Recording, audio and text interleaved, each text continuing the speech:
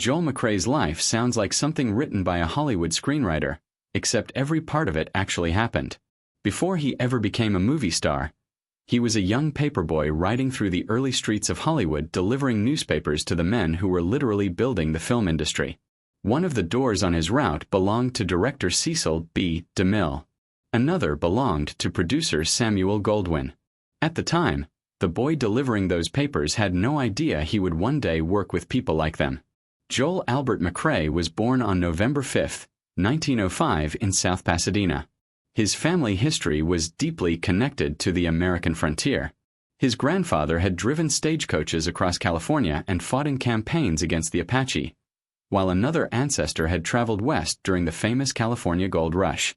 Long before he played cowboys on screen, the spirit of the West was already part of his story. When his family moved closer to Hollywood while he was still a boy, Joel started delivering the Los Angeles Times. The work introduced him to early movie stars and directors. One of them, silent Western legend William S. Hart, gave the young McCrea advice that would shape his entire life. If he wanted to own a ranch someday, Hart told him, the best way to afford it was to work in movies first. McCrea followed that advice almost by accident. While attending Pomona College, he studied drama and began appearing in small film roles. His calm presence and natural athletic build quickly caught attention in Hollywood. By the early 1930s, he had become a contract actor and began appearing in major productions. One of the strangest moments in his career came during the filming of the thriller The Most Dangerous Game in 1932. The movie was shot at night on the same jungle sets that were being used during the day for another film that would become legendary, King Kong. McCrea was actually the studio's first choice to star in King Kong, but negotiations over salary failed and the role went to Bruce Cabot instead. One contract disagreement separated Joel McCrea from appearing in one of the most famous films ever made. Through the 1930s and 1940s, he became one of Hollywood's most dependable leading men. Directors trusted him because he felt authentic on screen.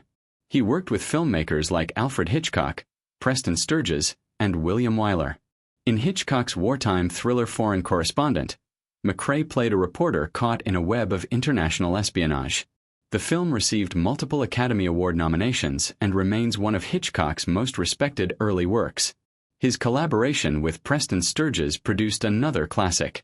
In the 1941 film Sullivan's Travels, McCrea portrayed a Hollywood director who disguises himself as a homeless man to understand real hardship. The movie would later be preserved in the Library of Congress National Film Registry as one of the most culturally important American films ever made. But perhaps the most remarkable part of Joel McCrea's life had nothing to do with movies at all. Early in his career, he befriended humorist and actor Will Rogers. Rogers gave him two pieces of financial advice: save half of everything you earn and invest in land. McCrea followed that advice carefully. In the early 1930s, he purchased a large stretch of undeveloped land in Ventura County, an area that at the time seemed worthless. Over the years, he expanded the property into thousands of acres of ranch land where he raised cattle and farmed grain. When California's post-war growth transformed the region, that land became extraordinarily valuable. By the 1960s, he had made far more money from real estate than from decades of acting in Hollywood. Another strange twist of history connects McCrea to one of the most legendary figures of the American West. While he was still a student in the late 1920s, he actually met the aging lawman Wyatt Earp. Decades later, McCrea would portray Earp himself in the Western film Wichita, making him one of the very few actors who had personally met the historical figure they later played on screen. In 1946, he made a decision that confused many people in Hollywood. Instead of chasing dramatic roles or prestige films, McCrea announced that he would work almost exclusively in westerns from that point forward. His reasoning was simple. As he got older, he felt more comfortable playing characters who rode horses and lived close to the land. When he put on a cowboy hat and boots, he said he stopped feeling like an actor and started feeling like himself. His final great film arrived in 1962 with Ride the High Country, directed by Sam Peckinpah. The movie paired McCrea with longtime Western star Randolph Scott in a story about two aging lawmen taking on one last dangerous job. Critics would later call the film one of the greatest westerns ever made, and it too was preserved by the Library of Congress. Despite appearing in more than 90 films and working with some of the greatest directors of the 20th century, Joel McCrea never received an Academy Award nomination. Many historians consider that one of the biggest oversights in classic Hollywood history. Yet fame was never the center of his life. While many actors chased awards and attention, McCrea preferred returning home to his ranch where he worked the land and raised cattle.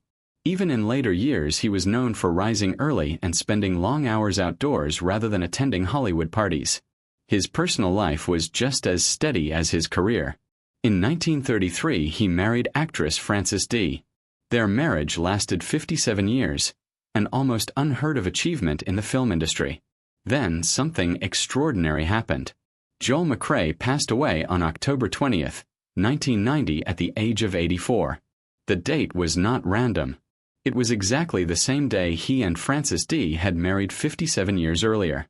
From delivering newspapers to Hollywood pioneers, to working with legendary directors, to building a ranching fortune larger than his film earnings, Joel McCrea lived a life that stretched far beyond the movie screen. He may never have won an Oscar, but the stories he left behind still place him among the most remarkable figures of Hollywood's golden age.